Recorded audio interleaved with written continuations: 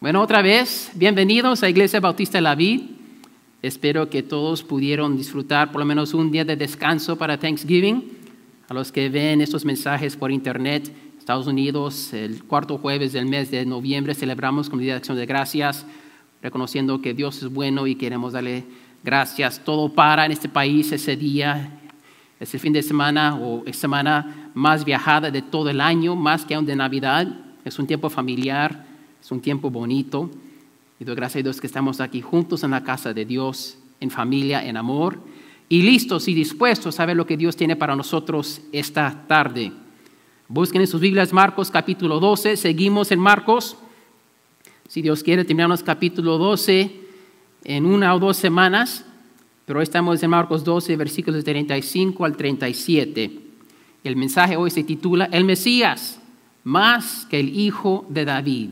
El Mesías, más que el Hijo de David. ¿Les ha pasado que tienen una manera de pensar, una creencia que la tienen toda la vida, por muchos años, y después un día de repente se dan cuenta que no es así, y lo que han pensado y creído por mucho tiempo es erróneo o incompleto? Me ha pasado a mí en diferentes tiempos en mi vida. Pero a veces hay unas creencias que salen más o existen por más de una generación, varias generaciones. Por ejemplo, en los 1300, 1400, muchos creían que el mundo era plano. Y muchos creían que si uno salía en una nave y seguía, iba a caer al abismo porque el mundo era plano. Pero es interesante que después de 1492 Colombo viajó y él quería ir a la India y en vez de ir al sur y atravesar por África, llegar a la India, él pensó, si voy al oeste, voy alrededor del mundo y llegar a la India más rápido. Y bueno, él entonces descubrió la nueva tierra y pues de ahí después, unos años después, Magellan, él atravesó todo el mundo alrededor y comprobó o mostró prácticamente que el mundo sí es una esfera. Y para los que habían creído por generaciones que el mundo era plano, tienen que entonces cambiar su manera de pensar. Y es interesante porque los griegos, en los años 600 años antes de Cristo, 400 años antes de Cristo, ya habían pensado que el mundo era una esfera. Pero tomó unos casi 2000 años para el resto del mundo para darse cuenta también. Bueno, en la historia de hoy, Jesús está tratando de mostrar al pueblo judío que ellos estaban en error sobre sus creencias tradicionales sobre el Mesías, o por lo menos incompleto, su pensar era incompleto. Y lo que Jesús les enseñó aquí en estos versículos es más transformativo de lo que Colombo hizo cuando él descubrió la tierra nueva y después se comprobó que el mundo es una esfera. Eso cambió todo. Por lo que Jesús hace aquí es más importante y más transformativo que aún eso. Porque él está enseñando sobre el carácter o más bien la identidad del Mesías. Tenemos que entender el contexto de lo que está pasando. ¿Se recuerdan en capítulo 11 la entrada triunfal? Busquen unas páginas antes, capítulo 11. ¿Qué gritaba la gente mientras Jesús entraba en un burrito, sentado en un asno? Mira versículo 9. Los que iban delante y los que se le seguían gritaban, ¡Hosana! Bendito el que viene en el nombre del Señor. Bendito el reino de nuestro Padre David que viene. Hosana en las alturas. Bendito el reino de nuestro Padre David. Si ves, el pueblo judío estaba esperando que el Mesías llegara. Tiene la expectativa que un día, y tal vez pronto, iba a venir el ungido de Dios, el escogido. Eso es lo que significa Mesías. Mesías, Cristo. Cristo es griego, Mesías es arameo o hebreo. Significa ungido o escogido de Dios. Que Dios había preparado un Mesías, un hombre escogido para restaurar el reino de Israel. Pero ese reino era un reino terrenal. Y esa persona iba a venir del linaje del rey David. Iba a ser un descendiente de David.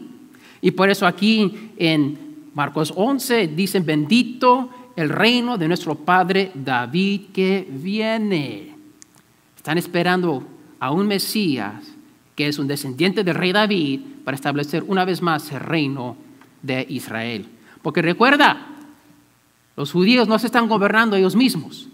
Sí, tienen el templo y sí están viviendo sus vidas lo más normal posible, pero están bajo la autoridad y el gobierno de Roma. Ellos no quieren estar bajo Roma, quieren ser independientes, tienen su propio reino. Están esperando que un día pronto llegue ese hombre escogido por Dios para destruir sus enemigos y establecer un reino judío una vez más. Eso es lo que está sucediendo aquí en Marcos 11. Ahora, unos días después, estamos en Marcos 12.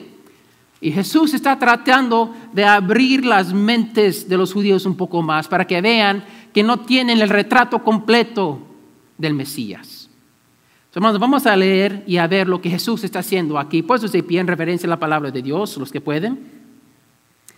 Marcos 12, 35 al 37. Estoy leyendo de la Biblia de las Américas. Dice así. Y tomando la palabra, Jesús decía mientras enseñaba en el templo, ¿por qué dicen los escribas que el Cristo es hijo de David? David mismo dijo por el Espíritu Santo, el Señor dijo a mi Señor, siéntate a mi diestra hasta que ponga a tus enemigos debajo de tus pies. David mismo le llama Señor. ¿En qué sentido pues es pues su hijo? Y la gran multitud le escuchaba con gusto. Amén. Dios bendiga la lectura de su palabra.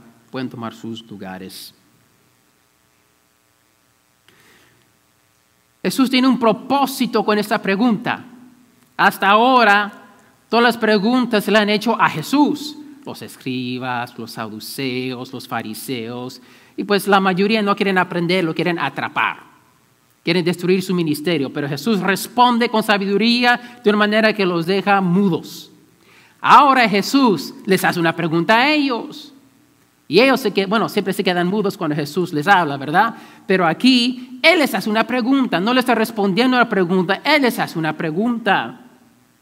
Él quiere probar el entendimiento tradicional del Mesías que el pueblo judío tiene. Es un reto para ellos, para ver si ellos en verdad entienden quién es el Mesías. Y Él está usando el Salmo 110 para hacerlo. Miren lo que hace Jesús. Me encanta la traducción aquí, la Biblia de las Américas. Dice, y tomando la palabra. La Reina Valera dice, enseñando.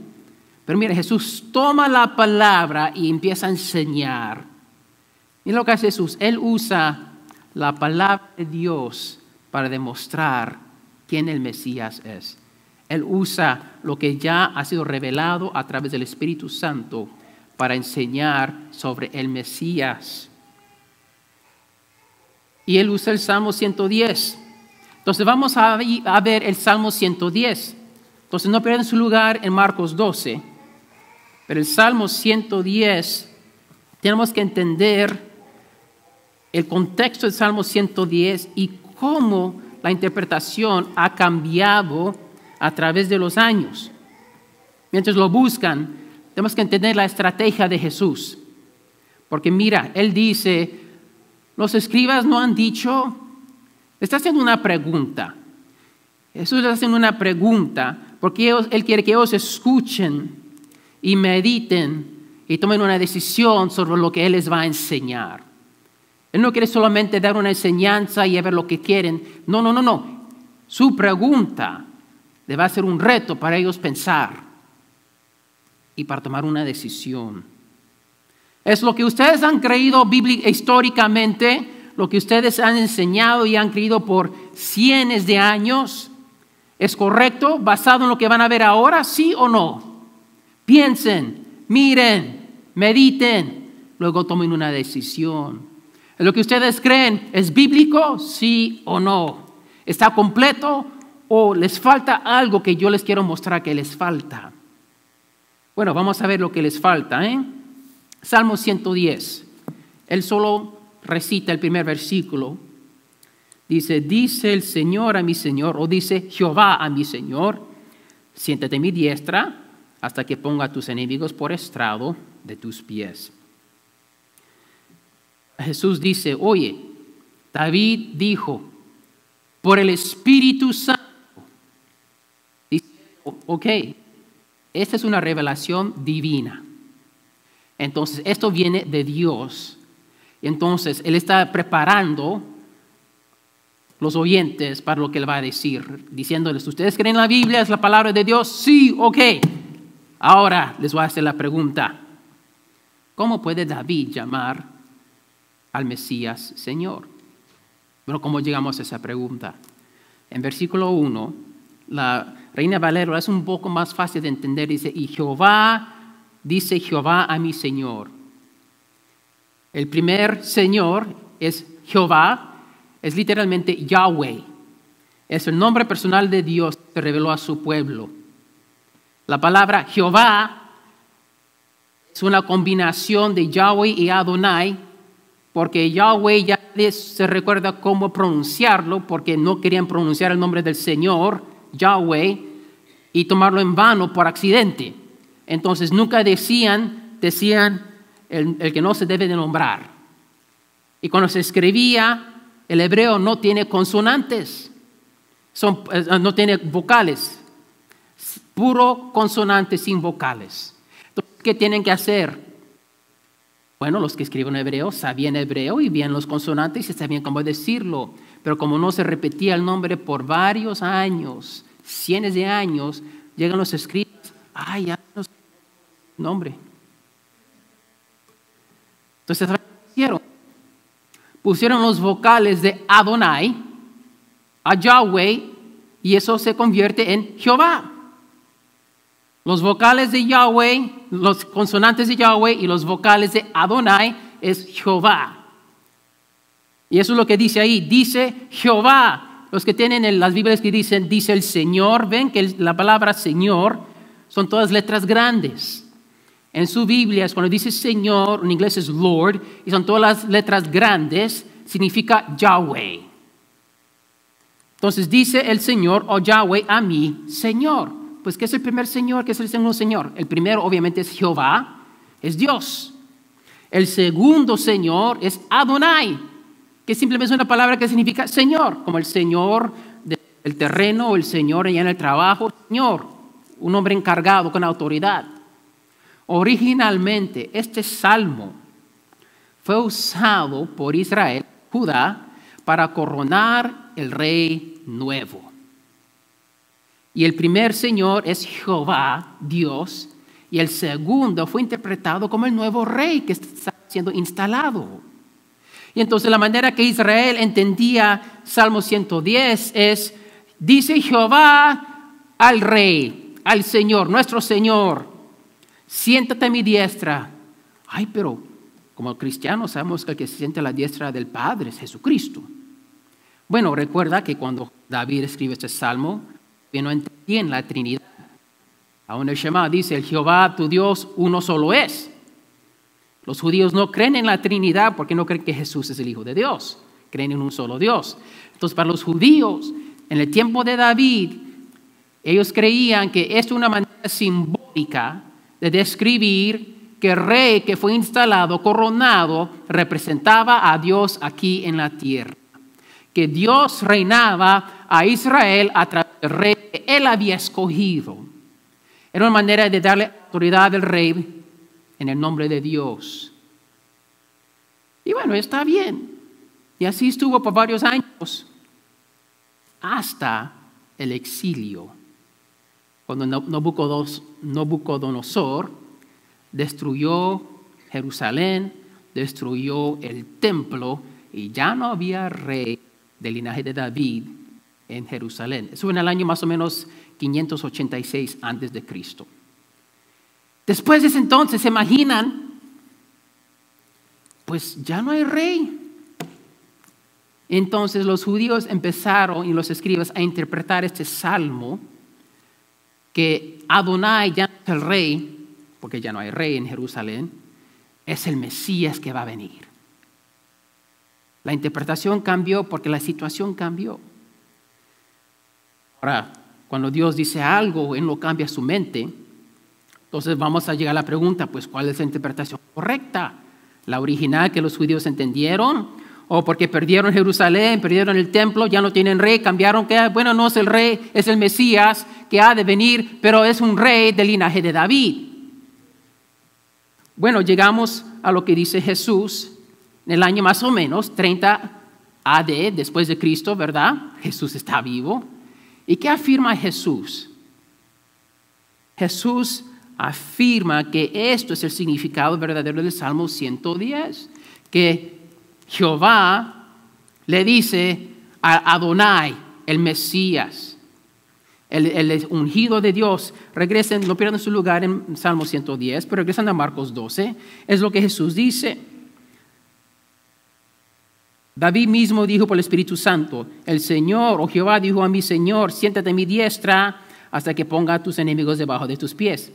David mismo le llama Señor. ¿En qué sentido es, pues, su hijo? Jesús está diciendo que el Adonai es el Mesías, el hijo de David, el esperado que todo Israel está esperando que llegue pronto. Y si Jesús afirma que esa es la interpretación correcta, me imagino que es la interpretación correcta. ¿De acuerdo? Ok. Entonces, ¿qué es el punto?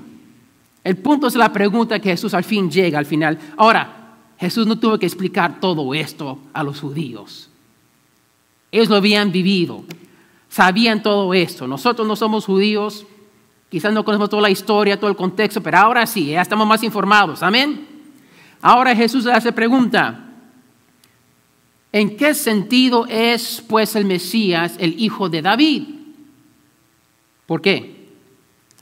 Porque David, él es el salmista. Él dice, Jehová dijo a mi Señor, el Mesías que va a venir. Oye, si el Mesías es un descendiente de David, es su bisnieto, ¿cómo es que David, un abuelo, le llama a su nieto Señor y se hinca y se postra delante de su nieto? No. Él es rey, es su nieto, sí, es real su linaje, pero él es el rey, él es el más autoridad, es el primero, antes. Pero David dice, Jehová dijo a mi Señor, a mi Mesías. Y David llama al Mesías, que es su descendiente, Adonai, Señor. Se somete al Mesías. Entonces Jesús hace la pregunta, ¿por qué es que David llama al Mesías Señor? Entonces, ¿cómo es el Mesías hijo de David si David lo llama Señor? Porque el Señor viene antes.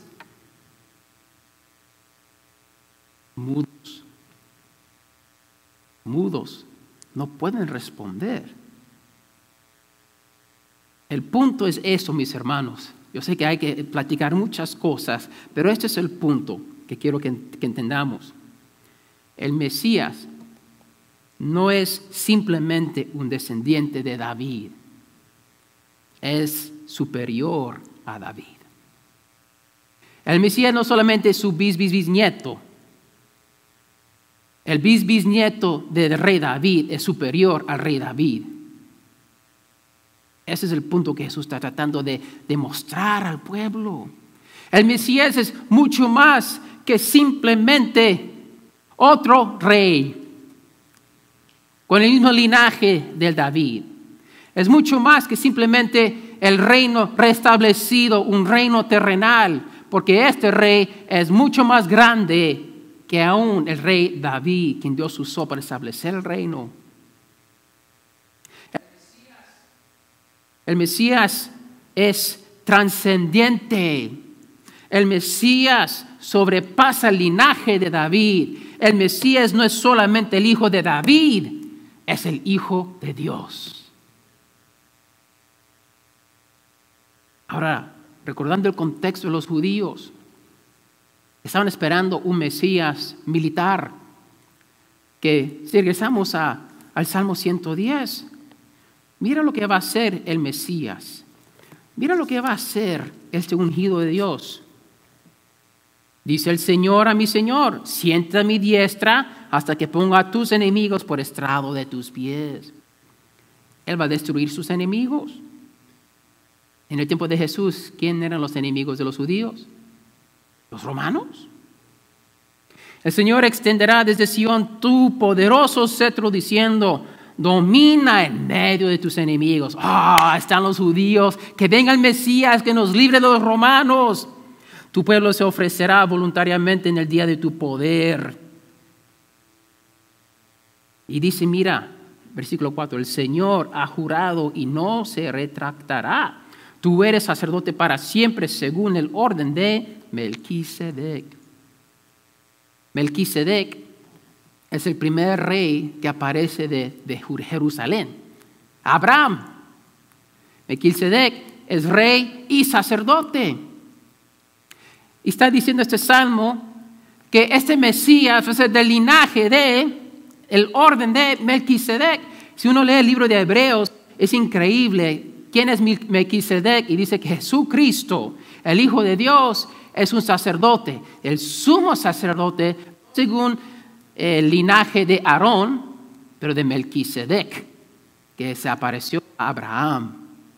Entonces vamos viendo aquí, wow, este hombre va a ser un hombre, este Mesías va a ser alguien increíble y no solamente un hombre, pero va a ser un hombre divino, es el Hijo de Dios.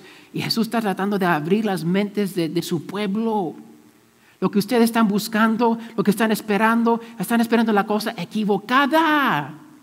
Lo que han sido esperando es incompleto. Lo que Él vino a traer es algo mucho más grande. Entonces, ¿qué aprendemos de estos 3 versículos cortitos? Bueno, primero, creo que debemos aprender de escuchar la palabra. Escuchar la palabra. Es la única manera de combatir las creencias erróneas. Recuerda Marcos 4, la parábola del sembrador. La menciono mucho porque es donde Jesús empieza a enseñar que la semilla, la palabra, es lo que produce fruto en el corazón. Es la palabra que trae vida. Es la palabra que trae fruto para que podamos tener vidas fructíferas. La lógica no cambia el corazón, pero tenemos que empezar con la mente. Tenemos que empezar amando a Dios con toda nuestra mente y llenar nuestra mente con la palabra de Dios. No queremos ser como los judíos que estaban esperando algo equivocado, un reino terrenal, un Mesías militar. Querían deshacerse de los romanos y solamente estaban pensando algo terrenal y si uno vive 70 años es mucho y muere y se acabó. Jesús está mostrándoles que el Mesías es mucho más que un descendiente. Él es divino y Él va a traer algo más grande de lo que esperan. Pero tienen que abrir sus mentes y entender el Salmo 110 y Él trató de mostrarles, pero parece que no lo entendieron. Tenemos que recibir la palabra de Dios. Tenemos que escucharla. Es una de las maneras más importantes de adorar a Dios. Los domingos venimos a recibir y a escuchar la palabra. Los miércoles también. Pero no solamente eso. Tenemos que leerla nosotros mismos. Cada cristiano que sigue a Cristo o dice seguir a Cristo tiene que leer su Biblia. Y no solamente leerla, la tiene que entender. Porque si uno lo lee 10 minutos, que es corto, pero lo lee por 10 minutos, va al trabajo y ni se recuerda lo que leyó, le sirvió para nada. Si uno lee y se recuerda nada, perdió su tiempo porque no se recuerda nada. Tenemos después que meditar, es lo que Jesús quiere hacer con esa pregunta. Mira lo que dice, y trae una pregunta y todos se quedan, es verdad, ¿cómo es posible eso? Uno tiene que meditar, tiene que usar la mente, tiene que pensar, y déjenme decirles, es trabajo. Es trabajo usar la mente. Cuesta. Jesús está hablando al pueblo de Dios en el templo. Él no está hablando a los paganos ni a los gentiles. Él está hablando al pueblo de Dios. ¿Y quién somos nosotros los cristianos aquí en la iglesia? Somos el pueblo de Dios. Tenemos que escuchar y meditar en lo que Dios dice en su palabra para no caer en error, para no esperar las cosas equivocadas que la escuchamos y pensamos que es una cosa y Dios dice, no es eso, es esto acá. Estaban esperando al Mesías, pero un Mesías equivocado. Y a veces los cristianos claman las promesas de Dios y clamamos promesas que no están en la Biblia. Esperamos cosas de Dios, Él no las hace porque nunca las prometió. ¿Y por qué? No venimos a la palabra de Dios con la mente abierta. No sé si le ha pasado a ustedes, pero me ha pasado a mí cuando era más joven. Especialmente cuando era joven, estúpido y orgulloso y jactancioso. Que iba a la iglesia, escuchaba el mensaje, ya sé esa historia, ya sé ese pasaje, ya sé la lección. Me sentaba y no prestaba atención, porque ya lo sabía. Y entraba yo a la iglesia, al servicio, con la mente cerrada. Y cuando fui al seminario fue peor, porque pensé, estoy estudiando y yo sé más que el pastor. Yo estoy leyendo esos libros, yo ya tomé una clase sobre eso. No, pastor, mira todos los errores que hizo. Y sabes que en vez de yo recibir la palabra, está enfocado en otras cosas. Mi mente estaba cerrada. A veces vinimos a la iglesia y escuchamos algo que no nos gusta, algo diferente. Y sabes que no, eso no es correcto. No. Abre tu mente y deja que la palabra de Dios te hable. Dios está aquí. Esta es su palabra. Oramos que su Espíritu Santo nos hable a través de su palabra. Vamos a abrir nuestras mentes y evaluar. Vamos a pensar, ¿es cierto lo que dice esto aquí? Vamos a ver, vamos a pensar, vamos a participar en lo que está sucediendo aquí ahora. Y no sentarnos esperando que se termine. Estamos aquí para recibir. Dios nos está hablando. Amén. Pero la mente no es suficiente. Tenemos que abrir la mente, pero también tenemos que abrir el corazón. Porque la cosa es que los judíos sabían que Él había venido por Dios. No querían contestar sus preguntas porque dicen, si decimos que es de Dios, la gente la va a querer, si no queremos decir eso. Con la mente habían entendido que solamente Dios podía hacer lo que Él hacía. Lo entendieron con la mente, pero sus corazones estaban duros. No lo querían aceptar, lo querían matar. La pregunta es, ¿qué harás tú? Cuando abres la mente, entiendes la verdad de Dios y te enfrentas a esa verdad y ahora vas a abrir tu corazón y recibir esa verdad, o vas a cerrar y decir, ¿sabes qué? No, lo entiendo pero no lo creo. Eso eran los fariseos, los saduceos. Esos eran los hombres que mataron a Jesús después de unos días. Recuerda que uno no puede quedar neutral cuando abre su mente y decide ver, ¿qué dice? Y se da cuenta de lo que dice. Ahora tiene que abrir su corazón. Wow, Dios está hablando, ¿qué voy a hacer? No te puedes quedar neutral, tienes que tomar una decisión. Y eso es amar a Dios con toda tu fuerza, con tu libre albedrío, con tu voluntad. Tienes que abrir tu mente, abrir tu corazón. Pero ¿sabe qué? Muchas veces a los cristianos Dios nos habla, sentimos que Él nos habla, lo entendemos, sabemos que es de Dios, lo aceptamos con el corazón, pero luego ponemos los frenos y decimos, no Señor, no gracias. No Señor, no lo quiero hacer. No te puedes quedar neutral. Si tú te esperas a obedecer, ¿sabes qué, Señor? Sí, pero espera un poco de tiempo. No estoy listo, no estoy lista. Ya estás desobedeciendo. Señor, déjame hacer esto primero. Ya estás desobedeciendo. Lo entiendes con la mente, lo crees con el corazón, pero tu voluntad no, Señor, no al querer ni al hacer, como dice Filipenses 2:13. Jesús mostró ser el Mesías. Jesús mostró que el descendiente iba a ser más que el Padre. que el Mesías, el hijo de David, iba a ser más grande, más alto que David. Y él mostró también a través de esto que el reinado del Mesías, porque el linaje de David, él también va a ser rey, que el reinado del hijo de David iba a ser más grande. Si él es más grande, él es el Señor del rey David, va a ser un reino más grande también.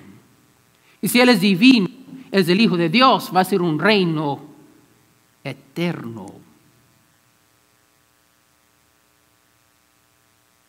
Entonces tenemos que hacernos la pregunta: si el Mesías es un rey, reinando sobre un reino, y decimos ser parte de ese reino, hemos entrado en el reino porque nos hemos acercado a Jesús, nos hemos arrepentido del pecado, nos sometemos al Rey Jesús. La pregunta es, ¿nos sometemos de corazón, sí o no? Si uno se somete a un rey, ¿va a hacer lo que el rey dice? No. Y mis hermanos, no siempre es fácil.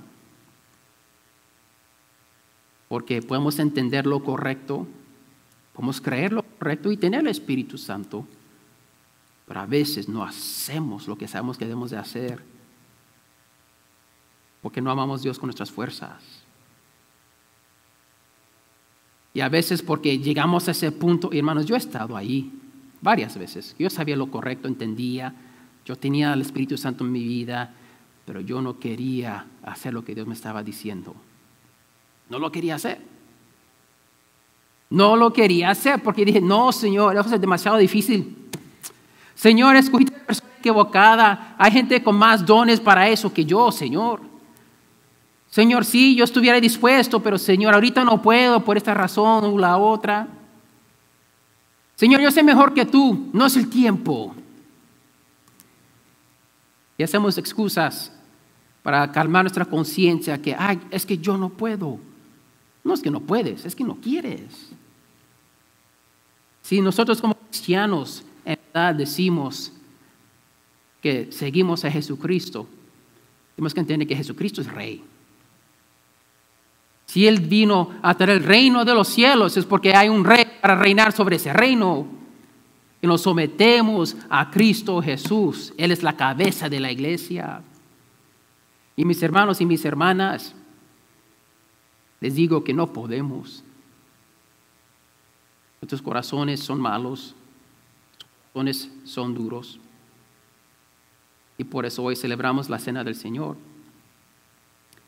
para recordarnos que tomó la sangre de Jesucristo y el quebramiento de su cuerpo para nosotros poder someternos a Dios.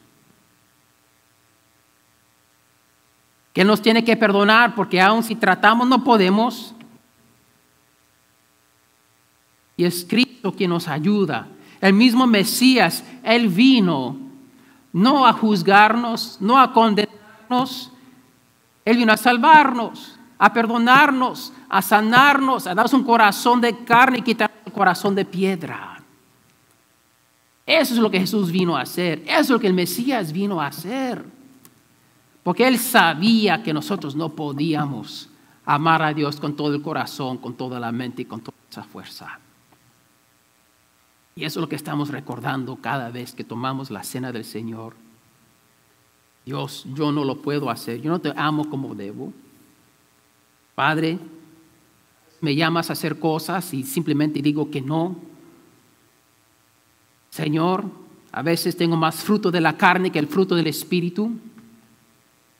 Dios, yo soy orgulloso. Dios, yo soy enojón. Dios, yo no soy el padre que debo de ser, o el esposo o la esposa que debo de ser. No soy el hijo o los hijos que debemos de ser. No soy el miembro de la iglesia que debo de ser. No soy evangelista que debo de ser. Y en vez de simplemente quedarnos conformados con eso, le pedimos perdón, nos arrepentimos, Él nos limpia, nos lava y empezamos de nuevo. ¿Qué les parece? Gloria a Dios. Y mis hermanos, siempre me quiero recordarnos que somos cristianos no porque somos buena gente. No somos cristianos porque somos mejores que otros. Somos cristianos porque reconocemos reconocemos que tenemos corazones duros, pero su voluntad no desea someterse a Cristo, que a veces cerramos nuestra mente a la verdad porque no queremos enfrentar la verdad. Y reconocemos todo esto y caemos en nuestras rodillas. Decimos, Dios, perdónanos. Somos malos por nuestro pecado. Tu Hijo tuvo que morir en la cruz y por eso te pedimos perdón. Nos arrepentimos, queremos cambiar, pero Dios, no podemos. Cámbianos, danos tu espíritu. Y vivimos ahora por fe en el Hijo de Dios, quien nos amó y dio su vida por nosotros. Y caminamos en esa fe. Ya no queremos pecar. Ya no queremos ser como éramos antes. A veces caemos. Todos los días. Pero ¿qué hacemos? Confrontamos nuestro pecado y decimos, sí, yo hice eso, perdóname. Dios, yo no hice lo que debiera hacer. Dios, perdóname. Y seguimos adelante por la gracia de Dios. No porque somos mejores, simplemente somos perdonados. Y vivimos en ese perdón. Y cuando pecamos nos duele, porque le duele a Dios. Si hermano, hermana, si tú vives en pecado, si vives en pecado y no te duele, evalúa tu corazón. Si vives en pecado y estás confortable, algo no está bien en tu vida, porque el que sigue a Cristo, el que ama a Dios, entiende lo que le costó a Dios, vive en pecado y está confortable, no le molesta, yo dudo su salvación, porque no muestra la evidencia del fruto del Espíritu Santo.